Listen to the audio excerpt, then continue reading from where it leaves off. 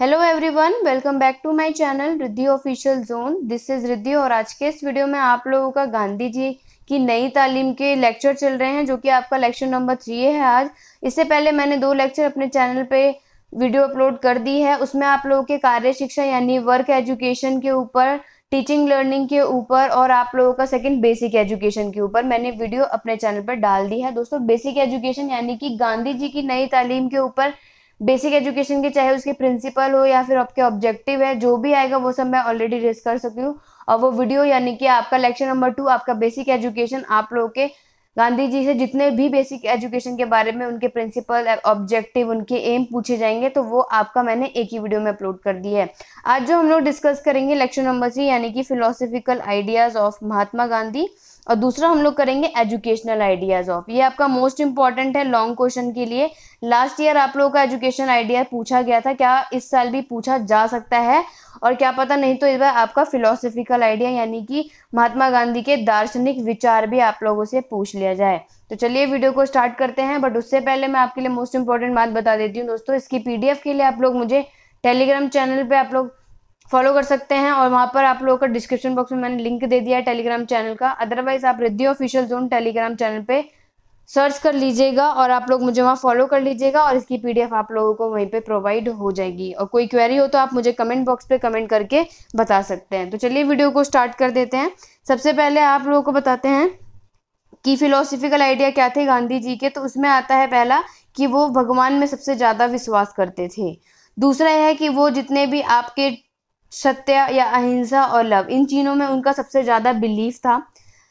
मनुष्य में भाईचारा रहे, उसके लिए उनके लिए सबसे ज़्यादा फिलोसफिकल आइडिया भी थे। और सर्विस टू ह्यूमैनिटी यानी कि मानवता के लिए सेवा। और महात्मा गांधी जी ने उस टाइम पर उन्होंने क्या किए थे कि ह्यूमैनिटी के लिए बहुत सारे अलग अलग तरीके की सेवा भी की थी। और सत्याग्रह, जो कि आप लोग का ही मोस्ट इंपॉर्टेंट है, ये आप लोग वेरी शॉर्ट में लिख सकते हैं कि अगर आपसे डायरेक्ट पूछ लिया जाए। अदरवाइज चलिए इसे एक्सप्लेन में जान लेते हैं। तो सबसे पहले हम लोग ये जानेंगे कि महात्मा गांधी कहाँ पे पैदा हुए थे, उनके क्या क्या आइडियाज़ थे। तो पहला आप लोग बताएंगे कि महात्मा गांधी का जन्म कहाँ हुआ था। 2 अक्टूबर को 1869 में गुजरात के पोरबंदर में वैष्णव समृद्ध और सुस्थापित परिवार में हुआ था। ये तो महात्मा गांधी जी के बारे में आप उनके बायो के बारे में लिख सकते हैं कि हाँ वो कब पैदा हुए थे और कहाँ पे पैदा हुए थे। दूसरा उनका ये बताया गया था कि गांधी जी ने अपने परिवार में कौन सा धर्म, वैष्णव रिलीजन धर्म की शिक्षा प्राप्त की थी, क्योंकि वो अपने फैमिली में यानी कि वो गुजरात के जिस भी फैमिली में पैदा हुए थे, तो वो उनकी फैमिली कैसी थी, वैष्णव प्रोस्पेरस की थी। इसलिए उन्होंने, गांधी जी ने क्या किए थे, अपने परिवार में वैष्णव धर्म की शिक्षा प्राप्त की थी। He had read the translation of the Manusmriti in his childhood। उन्होंने बचपन में क्या की थी, मनुस्मृति का यानी कि मनुस्मृति का पूरा अनुवाद पढ़ा था। कि अगर आपसे क्वेश्चन पूछ लिया जाता है, ट्रू फॉल्स भी आ जाएंगे या फिल इन द ब्लैंक में, कि मनुस्मृति आपका बताएगा कौन सा अनुवाद उन्होंने पढ़ा था बचपन में, तो आप बता देंगे मनुस्मृति। दूसरा है, उसके बाद नेक्स्ट है, he used to read Gita regularly. वो अपने रेगुलर टाइम पे वो क्या करते थे, गीता को पढ़ते थे। और इंग्लैंड में उन्होंने बाइबल पढ़ी थी। His religious and philosophical thoughts developed on the basis of all these। और उन्होंने क्या किया था, अपने धार्मिक और दार्शनिक विचार इन सब के ऊपर अपने आधार पर क्या हुए थे, उन्होंने डेवलप किए थे, यानी कि विकसित हुए थे। Gandhi ji has not propounded any new philosophy. Gandhi ji का कोई नया दर्शन नहीं किया गया था। उन्होंने भारतीय दर्शन के क्या किए थे, बेसिक फैक्ट यानी कि मूल्य तथ्यों पे व्यवहारिक रूप दिया था। उसके बाद है, it tell us of the insight of Gandhi ji which is known as Gandhian philosophy. यानी यह हमें गांधी जी के, अगर हम अंतर्दृष्टि के बारे में बताता है कि कैसे गांधीवादी दर्शन के नाम से जाना जाता है, क्यों उन्हें गांधीयन फिलोसफी के नाम से जाना जाता है। तो ये सब रीज़न आप बता सकते हैं कि उनकी फिलोसफी कैसे थी, कि वो कौन सी फैमिली से बिलोंग करते थे, उन्होंने बचपन में कौन सी बुक पढ़ी थी, और वो गीता को रेगुलर पढ़ते थे। तो ये सारे पॉइंट आप लिख लीजिएगा। उसके बाद आपका आता है कि गांधी जी के आपके सर्वोदय दर्शन के प्रतीक होंगे। ये सब आपको फिलॉसफी लिखनी है गांधी जी के में। तो यहाँ पे लिखा हुआ है कि Gandhi ji has divided knowledge into 2 classes. Gandhi ji ने क्या किया था, ज्ञान को 2 भागों में बांटा था। पहला फिजिकल और दूसरा स्पिरिचुअल, यानी शारीरिक और आध्यात्मिक। तो फिजिकल नॉलेज में क्या था, उन्होंने इंक्लूड किया था knowledge of physical world and different aspect of human life, जिसमें आपका सोशल, इकोनॉमिक और पॉलिटिकल आता है। यानी जो आपके भौतिक ज्ञान होते हैं उन्होंने क्या किया था, उसमें आपके फिजिकल वर्ल्ड यानी कि जितने भी आपके भौतिक जगत के ज्ञान थे और आपके मानव जीवन में अलग अलग पहलू थे, जैसे कि आपके सामाजिक, आर्थिक और राजनीतिक, इन तीनों को ही उन्होंने क्या किया था, फिजिकल नॉलेज में शामिल किया था। दूसरा स्पिरिचुअल नॉलेज यानी कि आध्यात्मिक ज्ञान में he has included the metaphysics of the universe यानी God, soul and supreme being. यानी उन्होंने इसमें किसको, जितने भी आपके ब्रह्मांड हैं या भगवान हो गए, आत्मा को और सारे के सारे आपके सर्वोच्च प्राणी के आध्यात्मिक विज्ञानों को शामिल किया था। जितने भी आपके आध्यात्मिक विज्ञान हो गए यानी कि आपके स्पिरिचुअल नॉलेज हो गई, ये सब की सब किस में आ जाती हैं, स्पिरिचुअल में आ जाती हैं। और इन गांधी जी व्यू मतलब गांधी जी के विचारों में आप ये बोल सकते हैं कि ये दोनों के दोनों यानी कि फिजिकल नॉलेज और स्पिरिचुअल नॉलेज क्या थे, ये are necessary for self realisation और अटेनमेंट ऑफ गॉड और इमांसिफिकेशन। यानी कि आत्म प्राप्ति या फिर ये बोल सकते हैं कि ईश्वर की मुक्ति की प्राप्ति के लिए दोनों के दोनों ज्ञान क्या हो सकते हैं, बहुत ज़्यादा आवश्यक हैं। अगर किसी को मुक्ति चाहिए यानी कि ईश्वर में या फिर अपने आत्मा की प्राप्ति के लिए, तो उसके लिए उसके पास फिजिकल की नॉलेज भी होनी चाहिए और स्पिरिचुअल नॉलेज भी होनी चाहिए। अकॉर्डिंग टू गांधी जी के अनुसार देखा जाए तो physical knowledge can be attend bye senses and spiritual knowledge can be attend by reading of devotional song and सत्संग। यानी कि आपके जो भौतिक ज्ञान है वो आपके इंद्रियों द्वारा प्राप्त किया जा सकता है। फिजिकल नॉलेज किसके, आपके सेंसेस के द्वारा आप लोग अटेंड कर सकते हैं। और जो आपका स्पिरिचुअल नॉलेज है यानी कि आध्यात्मिक है या फिर भक्ति भी बोल सकते हैं, उसको आप लोग भक्ति गीत और सत्संग को पढ़कर आप लोग क्या कर सकते हैं, स्पिरिचुअल नॉलेज यानी कि आध्यात्मिक ज्ञान को प्राप्त किया जा सकता है भक्ति गीत को और सत्संग को पढ़ने से। तो आप लोग ये पॉइंट को हाईलाइट कर लीजिएगा। और उन्होंने कंसिडर किया था कि Gita as the supreme treatise of spiritual knowledge, यानी कि गीता को आध्यात्मिक ज्ञान का सबसे उच्च बोल सकते हैं, आपका सर्वोच्च ग्रंथ माना था, कि मतलब सबसे ऊंचा या सबसे अच्छा आपका ग्रंथ माना गया था गीता को। किसमें, आपके स्पिरिचुअल नॉलेज में।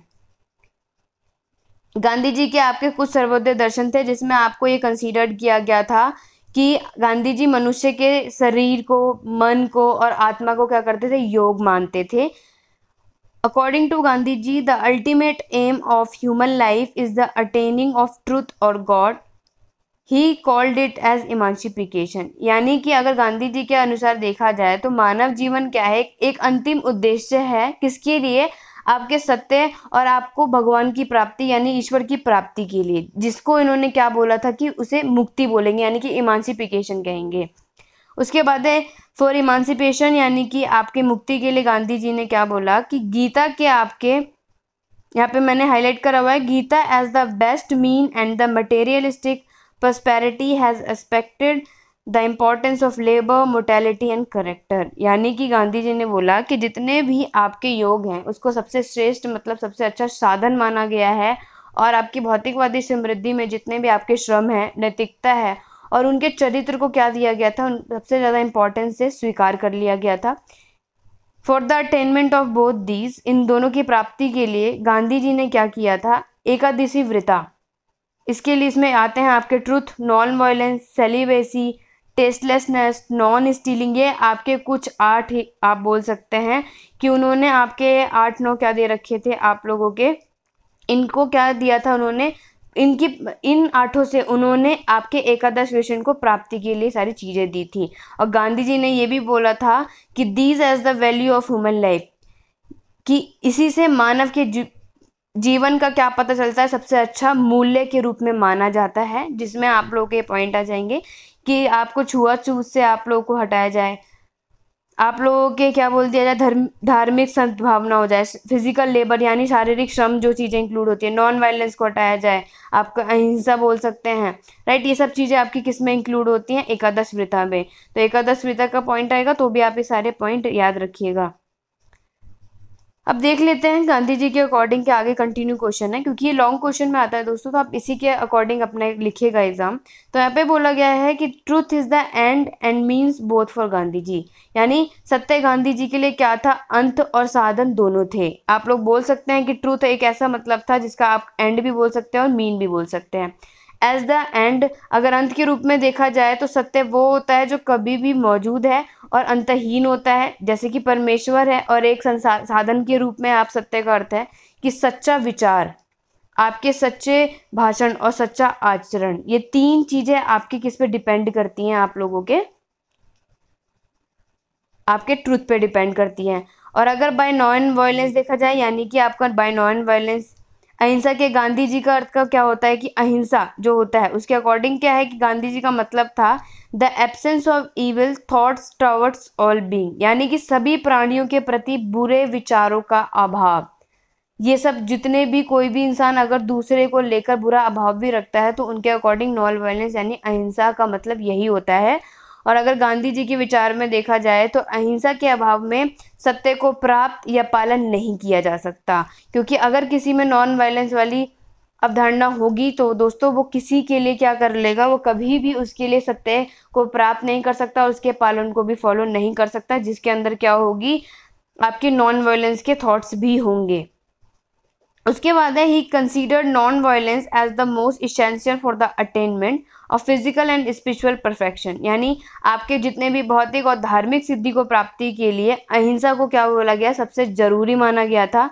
और गांधी जी का व्यू यहाँ पे देख सकते हैं, such a person of liberal heart can alone attain happiness and peace in life and can realise the self, जिसे आप बोल सकते हैं सोल या फिर गॉड।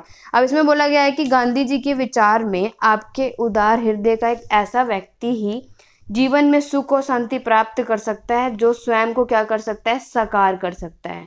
यानी कि जो आत्मा एकदम अपना सही कर सके और ईश्वर को मान ले तो ही वो अपने क्या कर लेगा, अपने सुख शांति को प्राप्त किया जा सकता है। तो ये गांधी जी के व्यूज थे, ये आप लोग पेपर में लास्ट में लिख के हाईलाइट कर सकते हैं। अब हमारा नेक्स्ट हेडिंग स्टार्ट होता है, यानी नेक्स्ट टॉपिक है एजुकेशनल आइडिया आपका आएगा, तो आप एजुकेशनल आइडिया लिख सकते हैं। तो एजुकेशनल आइडिया से पहले आप महात्मा गांधी का यहाँ पे थोड़ा शॉर्ट में आप बता सकते हैं कि वो 2 अक्टूबर 1869 पोरबंदर में पैदा हुए थे और एक महान सामाजिक और राजनीतिक को सुधारा था उन्होंने, और शांति और अहिंसा के प्रेरित थे, यानी कि वायलेंस के बारे में। और वो स्वतंत्रता आंदोलन में चैंपियन थे और उन्होंने बताया था कि 1919 से लेकर 1947 तक सत्याग्रह और विभिन्न अन्य आंदोलन का आयोजन भी किया था। और उनकी डेथ कब हुई थी, 30 जनवरी 1948। आप ये बोल सकते हैं कि आप उनका ये समराइज यानी इंट्रो दे रहे हैं, इन शॉर्ट में आप पूरा महात्मा गांधी जी के बारे में बता सकते हैं। उन्होंने बोला था we must be the change we wish to see in the world, यानी कि परिवर्तन होना चाहिए जो कि हमें अपने दुनिया में देखना चाहते हैं, ऐसा कुछ चेंजेज आना चाहिए। तो ये किसने बोला था, M.K. गांधी ने। अब एजुकेशनल आइडियाज देख लेते हैं। सबसे पहले एजुकेशन का मतलब क्या होता है, यानी कि शिक्षा का अर्थ। एजुकेशनल इज डेवलपमेंट, यानी शिक्षा क्या होता है, आपका एक विकास होता है। एजुकेशनल इज नॉट लिटरेसी, यानी शिक्षा जो होती है वो आपकी क्या होती है, साक्षरता नहीं होती, लिटरेसी नहीं होती है। या आप लोग वेरी शॉर्ट में अगर एजुकेशन का डेफिनेशन पूछ लिया जाएगा तो आप लोग ये 2 पॉइंट लिख सकते हैं। Gandhi ji considered education as the birth right of man, यानी गांधी जी को क्या बोलते हैं कि जो मनुष्य है वो जन्म सिद्ध अधिकार मानते थे, कि मनुष्य के किसी भी प्रकार के विकास के लिए उतना ही आवश्यक मानते थे, चाहे वो कैसा हो, आप लोग का फिजिकली क्यों ना हो या फिर स्पिरिचुअल क्यों ना हो। अब कॉन्सेप्ट ऑफ एजुकेशन है, यानी कि शिक्षा की अवधारणा के बारे में बताया गया है। इसमें आपको ये बोला गया है कि Gandhi ji did not considered only literacy as education, यानी गांधी जी केवल साक्षरता को ही शिक्षा नहीं मानते थे, राइट। उनका कहना था कि literacy is not the end of education nor even the beginning, यानी जो आपकी लिटरेसी है वो शिक्षा का अंत नहीं है और ना ही क्या है, शुरुआत भी। लिटरेसी एक ऐसी चीज है, नहीं आपका एंड माना जाएगा और ना ही आपका बिगनिंग यानी कि शुरुआत भी नहीं मानी जाती। इसीलिए उन्होंने ये बोला था कि वो उसको साक्षरता नहीं मानते थे। Gandhi ji considered man as the sum total of body mind heart and soul. Gandhi ji क्या बोलते थे कि मनुष्य के जो शरीर है, मन है, हृदय है और आत्मा के युग में संवारा जाता है, उन्होंने ये कंसीडर किया था। और Gandhi ji transform the education of 3R, Gandhi ji ने 3R का क्या किया था, 3R यानी कि आपका आएगा रीडिंग राइटिंग एंड अरिथमेटिक, और 3H भी इंक्लूड किया था जिसमें आता है head and heart and said that, और उन्होंने क्या कहा था, that the function of education is not to teach how to read write and calculate but to develop his hand brain and heart too. उन्होंने ये बोला था कि गांधी जी ने जो ये तीनों चीज़ें यानी 3 R's और 3 H दिए थे, तो उन्होंने कहा कि शिक्षा का कोई भी कार्य होता है ये सिखाना ही नहीं होता कि हम लोग कैसे पढ़ते हैं, लिखते हैं या फिर उसको कैसे आप लोग एक्सप्लेन करते हैं या कैलकुलेट करते हैं, बल्कि ये मैटर करता है कि आप अपने हाथ का, अपने ब्रेन यानी मस्तिष्क का और अपने हृदय को कैसे विकसित करते हैं या विकसित हमारा कैसे करना होता है, ये चीज़ उनका मानना था। अब यहाँ पे एम ऑफ एजुकेशन आएगा कि आखिरकार उद्देश्य क्या था हमारी शिक्षा का। तो according to Gandhi ji the ultimate aim of human life is emancipation. He took emancipation is a very wide sense, यानी जो वाइड सेंस कौन कौन सी चीज़ें इंक्लूड थी, physical, mental, economic and political इमांसिपेशन। यानी गांधी जी के अनुसार उन्होंने ये बोला था कि जो मानव का जीवन होता है उसका अंतिम उद्देश्य एट दी एंड वही होता है कि उसे मुक्ति प्राप्त हो जाए। उन्होंने बहुत सारे अलग अलग व्यापक अर्थों में मुक्ति बताई थी कि मुक्ति नहीं सिर्फ फिजिकली मिले, उसको मेंटली यानी कि मानसिक, आपके आर्थिक और आपके राजनीतिक तरीके से भी मुक्ति प्राप्त हो। इसलिए the views that Gandhi ji expressed about aim of education can be summarised as follow. जैसे गांधी जी ने शिक्षा के उद्देश्य के बारे में जो विचार व्यक्त किए थे, उनमें से यहाँ पे आपको संक्षेप में बताया गया है कि पहला उन्होंने बोला था कि पहला आपका क्या आएगा, फिजिकल डेवलपमेंट, जो कि आपका शारीरिक विकास से आता है। दूसरा होता है आपका मानसिक और बौद्धिक विकास, जिसे आप मेंटल एंड इंटेलेक्चुअल डेवलपमेंट कहते हैं। थर्ड वन इज व्यक्तिगत और सामाजिक विकास। उसके बाद आपके सांस्कृतिक विकास, जिसे आप कल्चरल डेवलपमेंट से उसे मुक्ति मिलनी चाहिए, ये आपके एम थे उनके। उसके बाद नैतिक और चरित्र विकास से आ जाएगा, और उसके बाद आएगा वोकेशनल यानी कि व्यावसायिक विकास, और आएगा स्पिरिचुअल यानी आध्यात्मिक विकास। तो ये आपके एम थे, यानी कि गांधी जी का ये मेन उद्देश्य था। नेक्स्ट आपका करिकुलम ऑफ एजुकेशन है, यानी कि आपके शिक्षा के जो पाठ्यक्रम हैं। तो गांधी जी में देश के बुनियादी ज़रूरतों की जानकारी थी, तो पहला उसमें से जो शामिल था वो था आपका सोशल सब्जेक्ट, यानी कि सामाजिक के विषय थे। उसके बाद सामाजिक या फिर आप बोल सकते हैं जर्नल साइंस, या फिर आप बोल सकते हैं उसे सामान्य विज्ञान, आपकी म्यूज़िक संगीत से लेकर आप लोगों के ड्राइंग से लेकर हाइजीन स्वच्छता से लेकर मोरल एजुकेशन यानी कि नैतिक शिक्षा, प्रैक्टिकल मैथमेटिक्स व्यवहारिक गणित, और लास्ट आपके मदर टंग, जो कि आपके एजुकेशन की करिकुलम में होना चाहिए, यानी कि मातृभाषा। अब हम लोग मेथड ऑफ टीचिंग देखेंगे। ये पॉइंट आपके एजुकेशनल ही आएगा। एजुकेशनल अगर आपकी गांधी जी की पूछ ली जाए तो आप लोग ये सारे के सारे पॉइंट लिखेंगे। लॉन्ग क्वेश्चन मोस्ट इंपॉर्टेंट है। तो उसके बाद आप लोग शिक्षण की विधि बताएंगे कि इमिटेशन मेथड होता है, यानी कि जो नकल करने की विधि होती है। एक्टिविटी मेथड, एक्टिविटी यानी कि जो गतिविधि करता है, बच्चा खुद एक्टिविटी करता है। उसके बाद ओरल मेथड, जो बच्चा खुद ही बोल के करता है। कोरिलेशन मेथड, सहसंबंध विधि, ये वो विधि होती है जिसमें बच्चा क्या करता है, कोरिलेट करता है, यानी एक से लेके दूसरे से कोरिलेशन मेथड करता है। उसके बाद listening, thinking and practice method, जिसमें वो सुनता है फिर सोचता है और उसके बाद वो उस पर प्रैक्टिस करता है। तो ये सब आपकी क्या थी, मेथड ऑफ टीचिंग यानी कि शिक्षण की विधि थी। डिसिप्लिन आता है कि अब आप इसमें देखेंगे कि गांधी जी डिसिप्लिन के बारे में क्या कहते हैं, एजुकेशन में डिसिप्लिन कैसा होना चाहिए। Gandhi ji accepted the significance of discipline. Gandhi ji ने क्या किया था, अनुशासन के महत्व को स्वीकार किया था। In his view discipline is motivated from with in. और उन्होंने क्या बोला था कि विचारों को अनुशासन भीतर से प्रेरित होता है। ऐसा नहीं है कि डिसिप्लिन आप लोग नॉर्मल आपको बोल दिया गया तो कर रहे हैं, वहाँ पे आपको मोटिवेट किया जाएगा उसके लिए। और उनके विचार में उन्होंने ये बोला था कि जो आपके प्रभाववादी विधि होते हैं वो सच्चा अनुशासन का विकास किया जाता है, कि यानी कि जो आपका इम्प्रेशनिस्टिक मेथड होता है वही आपका ट्रू डिसिप्लिन करने को विकास किया जा सकता है, उसका डेवलप किया जा सकता है। उनका मानना था कि बच्चों को इस प्रकार से क्या करा जा सकता है, इन्वायरमेंट के अलग अलग आदर्श को और उसके आचरण का विकास किया जा सकता है। और दूसरा था कि if the children still follow a wrong track, अगर बच्चा क्या करे, गलत रास्ते पे भी चलता है, तो शिक्षक क्या करें, अपने स्वयं का आप बोल सकते हैं कि वो अपना उपयोग करना चाहिए कि शक्ति, जैसे कि वो सही रास्ते पे लाने के लिए, यानी पावर टू ब्रिंग।